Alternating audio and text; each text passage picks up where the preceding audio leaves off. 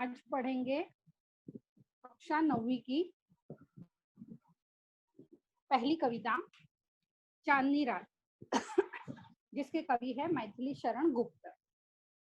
चांदनी रात कविता मैथिली शरण गुप्त द्वारा लिखित है। मैथिली शरण का हिंदी साहित्य में बहुत बड़ा योगदान है। इनकी कविताओं में मानवीय संवेदनाओं का विशेष रूप देखने को मिलता है, उसमें भी नारी की दशा। इतिहास के ऐसे बहुत से स्त्री पात्र है जिनको बहुत निग्लेक्ट किया गया है, जिनको ज्यादा इम्पोर्टेंस, जब भी इतिहास लिखा गया उसमें उनको ज्यादा इम्पोर्टेंस नहीं दिया गया।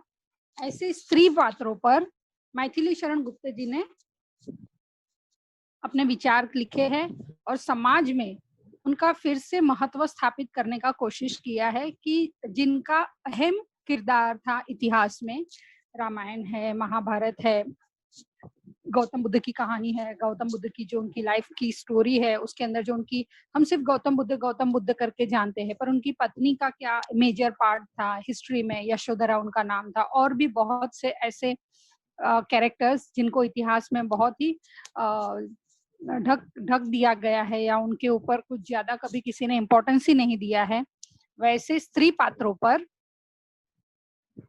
मैथिली शरण गुप्त जी ने अपनी रचना प्रकट की है। यह जो चांदनी रात कविता है, यह पहले तो खंड काव्य है। अब इसका थोड़ा पद्य संबंधी समझ लेते हैं। इसमें मानव जीवन की किसी एक ही घटना की प्रधानता होती है। कोई भी एक हिस्सा जीवन का, कोई भी एक घटना, उसी के ऊपर ये पूरा लिखा गया होता है। प्रासंगिक कथाओं को इसमें स्थान नहीं मिलता, अलग अलग इंसिडेंट्स इसमें नहीं आते, एक ही प्रस्तुत अंश पंचवटी खंड काव्य से लिया गया है। ये जो एक हिस्सा है, अंश यानी काव्य का एक जो हिस्सा है, वह पंचवटी नाम के एक महाकाव्य खंड काव्य से लिया गया है। एक बहुत बृहद कविता है, उसका एक छोटा सा हिस्सा यहाँ पे लिया गया है। प्रकृति की छटा का सुंदर रूप बड़े ही माधुर्य के साथ अभिव्यंजित किया हुआ है। पूरी कविता चांदनी रात शीर्षक पढ़कर ही हमें समझ में आता है कि चांदनी रात यानी प्रकृति की सुंदरता, खूबसूरत प्रकृति बहुत सुंदर है। मानव ने उसे बहुत बुरी तरह से हार्म किया है प्रकृति को, फिर भी प्रकृति अपनी जब पूरी अवस्था में होती है तब वह पूरी सुंदर दिखाई देती है। यह पंचवटी कविता जब रामायण में जो एक घटना है, एक अंश है रामायण का, कि जब उन्हें 14 साल का वनवास दिया जाता है, 14 साल के वनवास में राम, सीता और लक्ष्मण राजमहल से, अयोध्या से ये तीनों वनवास के लिए जाते हैं। अब उसकी पार्श्वभूमि तो आप लोगों को मालूम ही है, किस तरह से कई दशरथ राजा की जो 3 पत्नियां थी, उसमें से जो उनकी एक पत्नी थी कैकेयी, वो उनकी बहुत प्रिय पत्नी थी। कैकेयी ने एक बार युद्ध में हिस्सा लेकर दशरथ राजा के प्राण बचाए थे। और विवाह होता है और दशरथ राजा खुश होकर उसे कहते हैं कि तुम मुझसे कोई भी 2 वर मांगो। वर मांगो मतलब कोई भी 2 वचन मांग सकती हो तुम मुझसे। कैकेयी एक राजकन्या है। उम्र में उन दोनों के बहुत फर्क था। उस समय दशरथ की उम्र ज्यादा थी, कैकेयी की उम्र बहुत छोटी थी। पर किसी संधि के दौरान या किसी भी तरह दोनों का विवाह होता है और उस समय जब दशरथ आशा उसे 2 वचन मांगने को कहते हैं, तब उसने उसे कहा कि मैं समय आने पर वो वचन मांगूंगी, अभी नहीं। और इस प्रकार वो घटना को बहुत साल हो जाते हैं। पहली पत्नी से उनको दशरथ राजा के 4 पुत्र, उसमें से राम, लक्ष्मण, भरत और इस तरह से उनको शत्रुघ्न, इस तरह के उनके 4 पुत्र होते हैं। अब जो भरत है वो कैकेयी से है और जो राम और लक्ष्मण है वो दूसरी माता से हैं। जब ये तीनों वनवास जाते हैं, वनवास जाने का हुक्म इसलिए दिया, कैकेयी ने अपने 2 वर मांगे। जब घोषित किया गया कि राम को अब राजपाट सौंप दिया जाएगा, दशरथ बूढ़े होने लगे हैं, जैसे कि हम जानते हैं जब राजा वृद्ध होता है उसकी राजगद्दी पे उसका बड़ा पुत्र बैठता है। हाँ, कोई किसी कंडीशन में अगर बड़ा पुत्र योग्य ना हो, राजगद्दी पे बैठने योग्य ना हो, राजा बनने योग्य ना हो, तो फिर उसके अनुज यानी उसके छोटे पुत्रों को यह मौका मिलता है। पर राम भगवान सर्वोत्तम थे, उनमें कोई भी ऐसी कमी नहीं थी। तो इस तरह से घोषित किया गया कि राम भगवान को भगवान इसलिए है कि भगवान बाद में उनको यह पद मिला है। तो राम जी को यह घोषित कर दिया गया कि राम जी को दशरथ के बड़े पुत्र, ज्येष्ठ पुत्र राम जी को अयोध्या के राजा घोषित कर दिया जाता है। और एक तिथि या एक दिन डिसाइड कर दिया जाता है कि जब उनका राज्याभिषेक होने वाला है। यह सारी जब घटना होती है, तब भरत जो थे अपने नैनीहाल थे, अपने नाना के घर गए हुए थे, तब वो वहां पे नहीं थे। अब रामायण में ऐसे बताया गया है कि कैकेयी की एक दासी थी मंथरा, जो कुबड़ी थी। वह दासी कैकेयी की बहुत ही वफादार थी। उसने कैकेयी को ये कहा कि जब अगर राम राजा बन जाएगा तो भरत को कौन पूछेगा, और भरत तो इतना ही काबिल है, और भरत जो था वो कैकेयी का सगा पुत्र था, तो भरत को कौन पूछेगा, राजा तो तेरा बेटा बनना चाहिए। तब पुत्र प्रेम में कैकेयी कुछ सही गलत का जो फैसला होता है वो लेना भूल जाती है, और वह दशरथ राजा के पास जाकर अपने उन दो वर यानी दो वचनों को याद दिलाती है, और वो कहती है कि मुझे आज अपने वो दो वचन पूरे चाहिए। दशरथ राजा तो जैसे प्रॉमिस किया हुआ था, तो उनको तो वो अपना वचन पूरा करना ही है। जैसे कहते हैं ना, प्राण जाए पर वचन ना जाए, वैसी हालत थी दशरथ राजा की भी। और क्षत्रिय अपने वचन के लिए जाने जाते हैं। तो दशरथ राजा से कई कई दो वचन मांगती है। उसमें भरत को राजगद्दी पे बिठाया जाए, और अगर भरत राजगद्दी पे बैठेगा और राम वहां खड़ा रहेगा तो वो कैसे रहेगा, मतलब छोटा भाई राजगद्दी पे बैठा है, बड़ा भाई उसका हुक्म का पालन कर रहा है, ये भी अशोभनीय है। इसलिए राम को वनवास दिया जाता है। इस तरह से दो वर उसने मांगे कि राम वनवास जाएंगे 14 साल तक, और भरत राजगद्दी पे बैठेगा। दशरथ राजा को ये वचन स्वीकार करने ही पड़े, क्योंकि उसने प्रॉमिस किया था। अब ये वनवास जाने का जब समय आता है, तो राम की जो पत्नी है सीता अर्धांगिनी, वो उनसे कहती है कि मैं आपके बिना यहाँ नहीं रहूंगी। इसलिए राम को भी वो कन्विंस करती है कि मैं आपके साथ जंगलों में वन में चलूंगी 14 साल तक।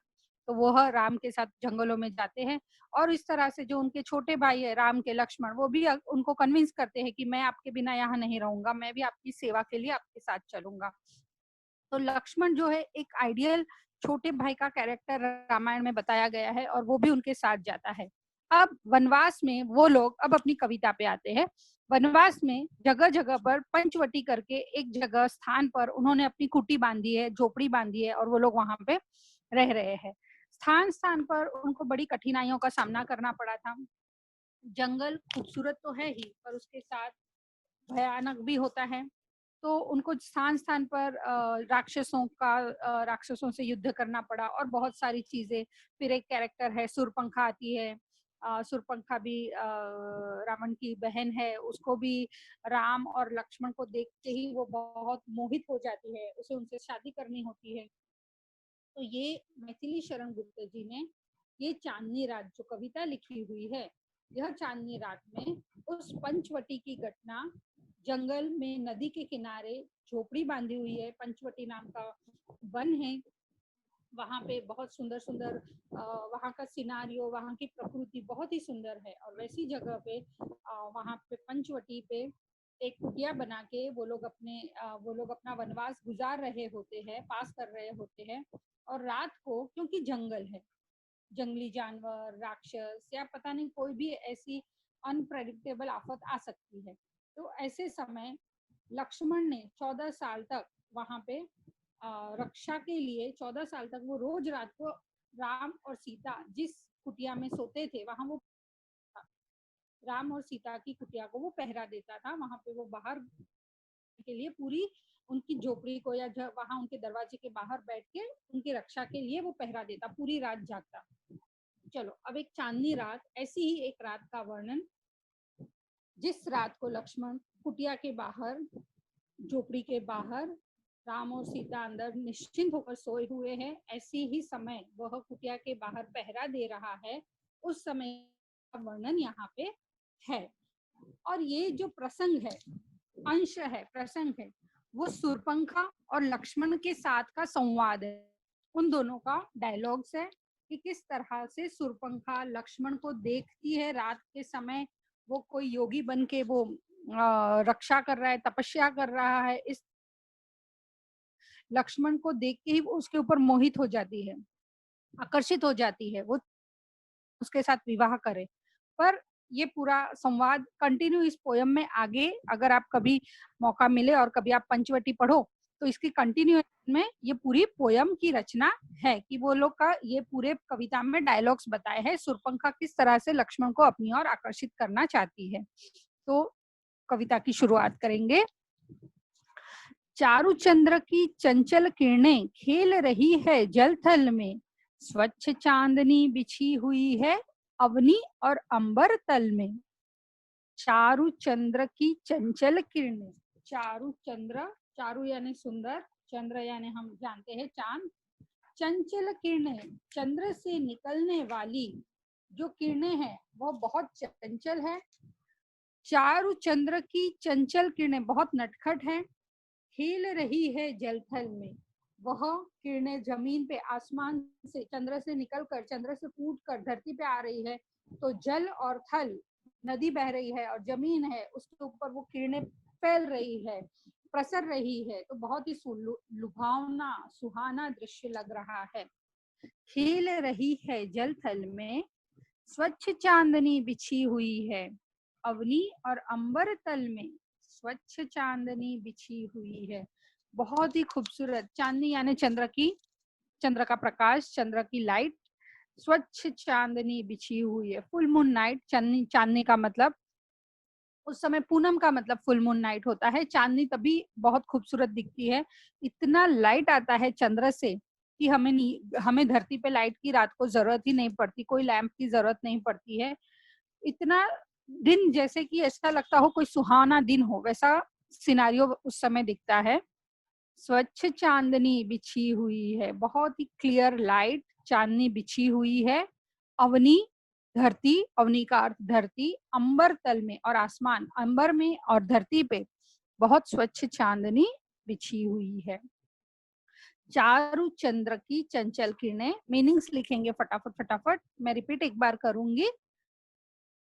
चंद्र चांद, चारु यानी सुंदर, चंचल माने नटखट, खेल रही है जल थल में, खेलना यहाँ पे शब्दार्थ खेलना हम सब जानते हैं, पर यहाँ पे फैल रही है, बिछी हुई है। जल और थल, जल यानी वहां पे कोई तालाब या नदी या कोई भी पानी का सोर्स है, वहां पे पानी के स्रोत में। थल जमीन जो बिछी हुई है, वन की जंगल की जो जमीन है। भूमि, थल का मतलब जमीन भूमि। स्वच्छ चांदनी बिछी हुई है, चांदनी चंद्र का प्रकाश, बिछी हुई है फैली हुई है अवनी और अंबर तल में। अवनी यानी धरती, अंबर आकाश, तल यानी उसकी सरफेस पर बिछी हुई है। नेक्स्ट, पुलक प्रकट करती है धरती हरित तृणों की नोकों से, मानो झूम रहे हो, मानो झूम रहे हैं तरुबी मंद पवन के झोंकों से। पुलक प्रकट करती है धरती, पुलक खुशी, इतनी सुंदर चांदनी है, इतना मनमोहक दृश्य है रात का। उस समय ना कोई पॉल्यूशन है, ना दूसरा कोई डिस्टरबेंस है, ना लाइट या ना आवाज का शोर है, ना इलेक्ट्रॉनिक गैजेट्स है, कुछ भी नहीं है, बहुत नेचर के बीच में है वो लोग। तो धरती भी बहुत खुश है। पुलक प्रकट करती है धरती, खुशी प्रकट कर रही है, प्रकट करना, जाहिर करना। हरित तृणों की नोकों से, घास धरती पे, धरती की जो सरफेस है वहां पे घास उगी हुई है, तृण, तृण यानी घास, और हरित ग्रीन कलर की है घास। हरित तृण, हरित घास उगे हुए है, नोक इतने इतने फिंगर्स जितने वो हाइट है, और नोकीले है, ऊपर का जो पॉइंट है वो नुकीला है। हरित तृणों की नोकों से मानो झूम रहे हैं तरुबी, मानो जैसे झूम रहे हैं तरुबी, तरु यानी पेड़ पौधे झूम रहे हैं मंद पवन के झोंकों से, धीमा धीमा पवन बह रहा है मंद पवन के झोंकों से। इस दो पद्य द्वारा कवि ने प्रकृति की सुंदरता का सुंदर वर्णन किया है। रात के समय चांद की चंचल किरणें जमीन और आसमान, जल और थल दोनों में खेलती हुई दिखाई देती है। पृथ्वी और आकाश चारों और चांदनी फैली हुई है। पृथ्वी और आकाश की चारों ओर सब जगह पे चांदनी फैली हुई है। ऐसा लग रहा है धरती अपनी खुशी प्रकट कर रही है। किसके द्वारा? हरित तृण, घास खिले हुए, जमीन पे घास उग के निकले हैं और जमीन धरती जो है अपनी खुशी प्रकट कर रही है, खुशियों का इजहार कर रही है। और मंद मंद चल रही हवाओं के झोंकों में सारे वृक्ष, पेड़ पौधे, जो हरियाली है वो भी झूम रही है। तो पूरा सारांश हो गया। अब मीनिंग लिखो। पुलक, खुशी, प्रकट करना, पुलक यानी खुशी, प्रकट करना, जाहिर करना, हरित, हरे भरे, तृणों की नोकों से, तृण यानी घास, नोकों से, नुकीली नोकों से, मानो झूम रहे हैं तरु भी, मानो झूम रहे हैं तरु भी, पेड़ पौधे, तरु यानी पेड़ पौधे। मंद पवन के झोंकों से, धीमा पवन, मंद पवन के झोंकों से धीमा पवन बह रहा है और पेड़ पौधे हवा आने से ऐसे ऐसे झूम रहे हैं। नाउ थर्ड, क्या ही स्वच्छ चांदनी है यह, है क्या ही निस्तब्ध निशा, है स्वच्छंद सुमंद गंध वह, निरानंद है कौन दिशा। क्या ही स्वच्छ चांदनी है यह, मतलब चारों ओर स्वच्छ चांदनी बिछी हुई है। ऐसा लग रहा है जैसे रात थम सी गई है, रात रुक गई है। एक मनमोहन सुगंध वातावरण में फैली हुई है। हर तरफ आनंद ही आनंद, हर तरफ आनंद ही आनंद है। और स्तब्ध कर देने वाली, एकदम हम रुक जाए, इतनी सुंदरता कि इतनी सुंदर धरती प्रकृति के प्रभाव से सभी की सूत्रधार नियति, जो डेस्टिनी है, जो नियति है, प्रकृति पर नहीं पड़ रहा है। उसके क्रियाकलाप एकांत भाव से चुपचाप जारी है। यानी स्वच्छ सुमंद गंध यह, निरानंद है कौन दिशा। वापस से रिपीट कर रही हूँ। क्या ही स्वच्छ चांदनी है यह, क्या यह इतनी सुंदर चांदनी है क्या ही स्तब्ध निशा, है क्या ही निस्तब्ध निशा। निस्तब्ध यानी सन्नाटे से भरी रात है, निशा का मतलब रात। निस्तब्ध, कुछ भी हिलडुल नहीं रहा है, सब अपनी जगह जगह पे है। पेड़ अपनी जगह पे है, तालाब है अपनी जगह पे है, कोई झोपड़ियां हैं आजू बाजू, वो अपनी जगह पर है स्वच्छंद सुमंद गंध यह वह, एक स्वच्छंद अपनी मौज में, एक सुमंद धीमे धीमे बहने वाला एक गंध वहां पे बह रही है। निरानंद है कौन दिशा, निरानंद है कौन दिशा, ऐसी कौन दिशा है जो आनंद में नहीं है। निरानंद, जिसे आनंद ना हो, मतलब सभी दिशाओं में आनंद फैला हुआ है। सभी दिशाओं में आनंद फैला हुआ है। रात अपनी इच्छा से काम कर रही है, शांत रात्रि। ऐसी कोई दिशा नहीं कि जहाँ पे कोई खुश ना हो, सभी खुश खुश का वातावरण है। बंद नहीं, मीनिंग लिख लो इसमें आए हुए शब्दार्थ का। क्या ही स्वच्छ चांदनी है वह, चांदनी का मीनिंग आ गया, चांद का प्रकाश। क्या है क्या ही निस्तब्ध निशा, निस्तब्ध सन्नाटे से भरी, न हिलने वाली, शांत, बहुत सारे मीनिंग हो सकते हैं। निस्तब्ध सन्नाटे से भरी या शांत, न हिलने वाली। निशा, निशा यानी रात, निशा मतलब रात। है स्वच्छंद सुमंद गंध वह, स्वच्छंद सुमंद गंध वह, स्वच्छंद सुमंद बहुत धीमा, सुमंद बहुत धीमा, बहुत धीमी गति से एक गंध फैली हुई है। पेड़ पौधों की, रात में खिलने वाले रजनीगंधा फूल की, वहां पे बहुत से अलग अलग फूल है, उनकी खुशबू फैली हुई है। कुदरत की अपनी खुशबू है। नदी किनारे आप जाइए तो आपको एक अलग खुशबू मिलती है।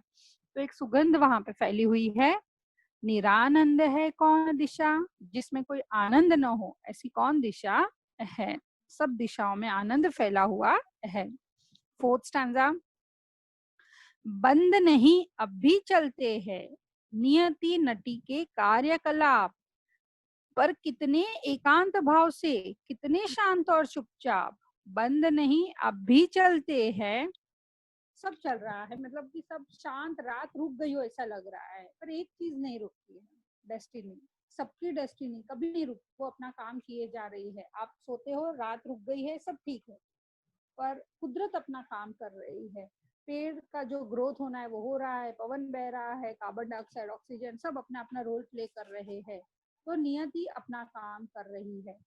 बंद नहीं अब भी चलते हैं नियति नटी के कार्यकलाप, गतिविधियां अभी चल रही है। नियति नटी, नटी का मतलब शब्दार्थ में लिखाऊंगी। नटी यानी अभिनय करने वाली कोई लड़की नटी कहते हैं, अभिनय करने वाला कोई लड़का है तो उसे पुल्लिंग शब्द में नट कहते हैं। तो नियति इज अ स्त्रीलिंग शब्द, इसलिए कवि ने यहाँ पे नट्टी शब्द यूज किया है।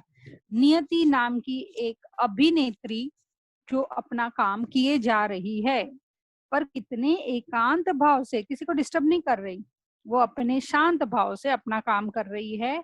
कितने शांत और चुपचाप, बहुत ही शांत और चुपचाप भाव से वह काम कर रही है। नियति यानी प्रकृति पर इसका कोई असर नहीं है। जो रात इतनी सन्नाटे से भरी है उसका इसके ऊपर कोई असर नहीं है, वो अपना काम चुपचाप किए जा रही है। उसके कार्यकाल क्रियाकलाप में या उसकी गतिविधि में एकांत भाव से वो चुपचाप अपना काम किए जा रही है। नाउ पेज नंबर 2, उसके 5th स्टैंजा, पेज नंबर 2 का स्टैंजा फर्स्ट।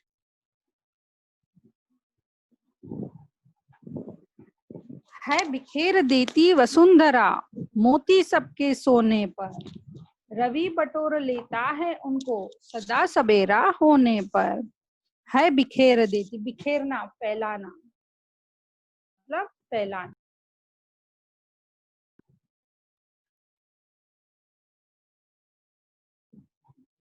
है बिखेर देती वसुंधरा, 1 मिनट हाँ बेटा।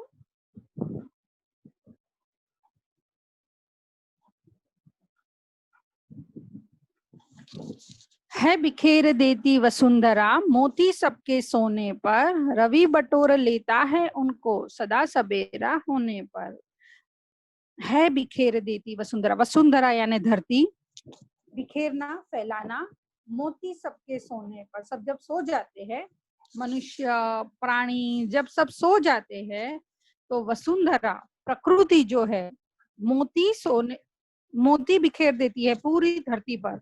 मोती क्या है, हमने देखा है कभी सवेरे उठ के मोती फैले हुए हैं? नहीं, यहाँ पे मोती का अर्थ है जब हम सब रात के सोने का समय हो जाता है, प्रकृति में, आसमान में चांद और सितारे मोती जैसे बिखेर पड़ते हैं। आसमान के साथ डायमंड जैसे ही तो स्पार्क करते हैं। और वो जो रात होती है उस समय जो आसमान में चांद और सितारे जो हमें दिख रहे हैं वो कब गायब हो जाते हैं? दिन में। मतलब दिन में गायब हो जाने का मतलब है जब सूर्य निकलता है, जब सनराइज होता है, मतलब रवि बटोर लेता है उनको सदा सवेरा होने पर। रवि बटोर लेता है, सूर्य का जब आगमन होता है तब वो सबको बटोर लेता है सदा सवेरा होने पर। मॉर्निंग होते ही सूर्य जो है वो सब, सूर्य के आने पर चांद और सितारे गायब हो जाते हैं। यानी कवि ने अपने कवि में शब्दों में लिखा है, रवि बटोर लेता है उनको सदा सवेरा होने पर। सदा सवेरा होने पर रवि इनको बटोर लेता है, इकट्ठा कर लेता है, यानी सूर्य की लाइट में चांद और तारे गायब हो जाते हैं। चलो अर्थ लिखो। वसुंधरा धरती, बिखेरना, फैलाना, मोती सबके सोने पर, मोती का यहाँ अर्थ है चांद और तारे। रवि, रवि यानी हम सब जानते हैं सूर्य। बटोर लेता है, बटोर लेना, टू कलेक्ट, इकट्ठा कर लेना, सदा सवेरा होने पर। सवेरा होने पर कभी सवेरा होने पर चांद और तारे गायब हो जाते हैं। चलो नेक्स्ट स्टैंजा। और विराम दायिनी अपनी संध्या को दे जाता है। शून्य श्याम तनु जिसमें उसका नया रूप छलकाता है, और विरामदायिनी अपनी संध्या को दे जाता है। विरामदायिनी यानी विश्राम देने वाली संध्या को दे जाता है। शाम आती है, हम सब देखते हैं पक्षी जो सुबह चुगने के लिए आसमान में उड़ रहे हैं ग्रुप के ग्रुप बना के, रात होने पर कहाँ से वो घर पे रिटर्न होते हैं। जो गाय और वो लोग जो चरने चारा चरने गई है वो भी शाम को रिटर्न होते हैं। घर के हमारे घर में वो कैरेक्टर जो सुबह सुबह जॉब के लिए गए हैं, नौकरी के लिए गए हैं, पैसा कमाने गए हैं, वो भी शाम या रात होने पर घर को रिटर्न होते हैं। मतलब शाम जो है वो आराम करने का समय है। दिन में जब सूर्य फैला हुआ है उस समय हमें काम करना चाहिए, सूर्य जैसे ढलता है हमें आराम करने का वक्त होता है। तो यहाँ पे इसका अर्थ है संध्या को दे जाता है और विरामदायिनी अपनी संध्या को दे जाता है। अपने सफर के विराम के साथ ही सूर्य भी संध्या का उपहार धरती को दे जाता है। सूर्य का जब जाने का समय होता है वह अपना उपहार संध्या को दे जाता है। रात्रि और दोपहर के मध्य का यह समय प्रकृति को एक नया रूप देता है। शाम जो है, इवनिंग जो है वो बहुत ही प्लेजेंट होती है, बहुत ही खूबसूरत होती है। हैक्टिक वाला जो पूरा गर्मी से भरा दिन रहता है, शाम होते ही दिमाग शांत हो जाता है, मस्तिष्क शांत हो जाता है, प्रकृति भी शांत हो जाती है। जो घर से दूर गए हैं सॉरी जो घर से दूर गए हैं पक्षी या प्राणी या मनुष्य, वह सब शाम होते ही घर को रिटर्न होते हैं। तो शाम की अपनी अलग सुंदरता होती है। चलो मीनिंग लिखो। विरामदायिनी विश्राम देने वाली, विरामदायिनी मतलब विश्राम देने वाली, संध्या मतलब शाम, शून्य श्याम तनु, शून्य श्याम तनु, तनु यानी शरीर, नया रूप छलकता है। एक प्रकृति का शाम के समय एक नया रूप छलकता है। सूर्य की गर्मी दोपहर में होती है, रात को सूर्य बिल्कुल नहीं होता है, पर रात और दोपहर के बीच का जो शाम का इवनिंग का लुक है वो जो है वह बहुत ही मन भावन लुभावना होता है। चलो उसके बाद नेक्स्ट, पंचवटी की छाया में है सुंदर पर्ण कुटीर बना, उसके सम्मुख स्वच्छ शिला पर धीर वीर निर्भीक बना। पंचवटी की छाया में 5 वट वृक्ष, 5 बड़े बड़े वृक्षों के बीच में सुंदर पर्ण कुटीर बना। पानों से, सूखे हुए झाड़ पत्तों से और डालियों से एक पर्ण कुटीर बना है। ऐसे सूखी हुई डालियों से, पत्तों से एक झोपड़ी बनाई गई है, कुटीर यानी झोपड़ी। उसके सम्मुख स्वच्छ शिला पर, उस कुटीर के सामने एक शिला है, पत्थर की चट्टान पड़ी हुई है। उसके सम्मुख स्वच्छ शिला पर धीर वीर, धीर यानी दृढ़ निश्चय वाला, डिटर्मिनेशन, उसके फेस से उसका डिटर्मिनेशन दिख रहा है। वीर यानी कोई योद्धा लग रहा है। निर्भीक यानी नीडर, कोई मनुष्य उस पंचवटी के सामने, उस पर्ण कुटीर के सामने एक शिला है, पत्थर की चट्टान पड़ी है। उस पत्थर की चट्टान पर एक ऐसा मनुष्य बैठा है जो दिखने में बहुत गुड लुकिंग है, जो दिखने में बहुत ही हैंडसम है। धीर वीर, उसके फेस से एक तो शांति दिखाई दे रही है, बहुत ही डिटर्मिनेशन वाला है, वो कंफ्यूज नहीं है, उसका फेस बिल्कुल भी कंफ्यूज नहीं है, ना ही विवरिंग है, वो एकदम डिटर्मिनेशन से बैठा हुआ है। उसके बॉडी के पोस्चर को, उसके फेस के एक्सप्रेशन को देख के लग रहा है वो कोई योद्धा है, वीर है, बहादुर है, वो कोई लड़वैया है। और निर्भीक, चेहरे के भाव निडर बता रहे हैं। मना यानी मनुष्य। ठीक है, अब ये कौन हो सकता है? रात के समय कौन कुटी के बाहर बैठता था? यस, लक्ष्मण। तो लक्ष्मण का कन्वर्सेशन यहाँ से, इसके बाद वाले स्टांजा से शुरू होता है। अगर आपने कभी पंचवटी पढ़ी तो ये बहुत इंटरेस्टिंग पोयम है। सुरपंखा और लक्ष्मण का यहाँ पे कन्वर्सेशन होता है। सुरपंखा ने इस तरह से लक्ष्मण को वहां पे चौकी करते हुए, पहरा देते हुए देखा। अभी लक्ष्मण का वहां पर ध्यान नहीं है सुरपंखा पर सुरपंखा तो एक राक्षसनी थी जो रात के समय निकलती थी जंगल में, और उस समय उसने जंगल में एक कोई अलग मनुष्य को देखा जिसको उसने आज तक देखा नहीं था। और राम सीता लक्ष्मण तो भ्रमण करते थे एक जगह से दूसरी जगह। वो लोग अभी अभी यहाँ आए थे पंचवटी में, और वहां पे उन्होंने अपना पर्णकुटीर झोपड़ी बनाया था। तो सुरपंखा ने पहले कभी यहाँ पे देखा, इनको नहीं देखा था। तो जैसे ही वो लक्ष्मण को देखती है वो उसके ऊपर बहुत ही आकर्षित हो जाती है, अट्रैक्ट हो जाती है। आगे तो इस पैराग्राफ में हमने लक्ष्मण की तारीफ देखी। चलो मीनिंग लिख लो। पंचवटी 5 वट वृक्षों का समूह,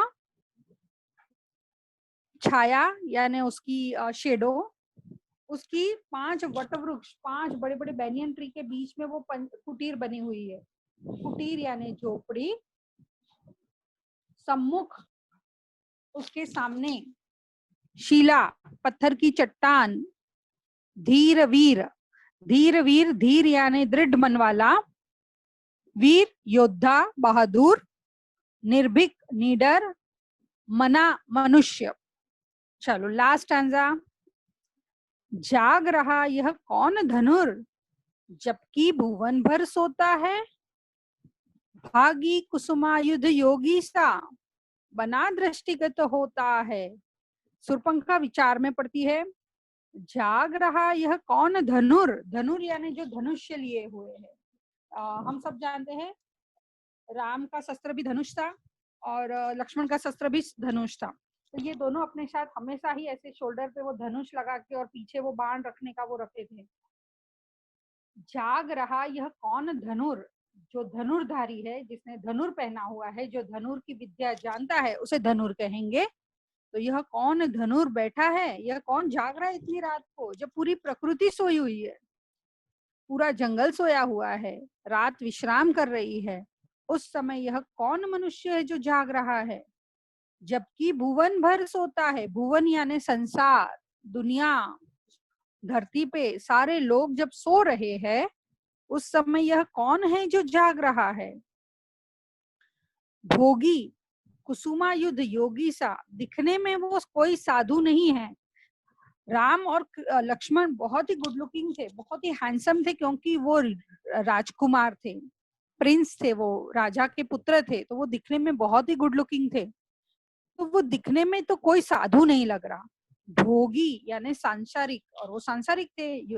उन्होंने राजमहलों का आनंद लिया हुआ है, राजाशाही जीवन जिया हुआ है, उनका विवाह हुआ है, लक्ष्मण का भी विवाह हो चुका होता है। तो यह भोगी लग रहा है, कोई सांसारिक लग रहा है। कुसुमा युद्ध, कुसुमा युद्ध का मतलब है कामदेव। जो कामदेव एक ऐसे देव है जो बहुत ही सुंदर दिखते हैं, कामदेव जैसा, योगी सा, और इसके मुख पे एक साधु वाला तप का फीलिंग भी है। तो एक अलग सी पर्सनालिटी उसको ऐसी देखने को मिलती है, रात को जंगल में जागते हुए, तप करते हुए।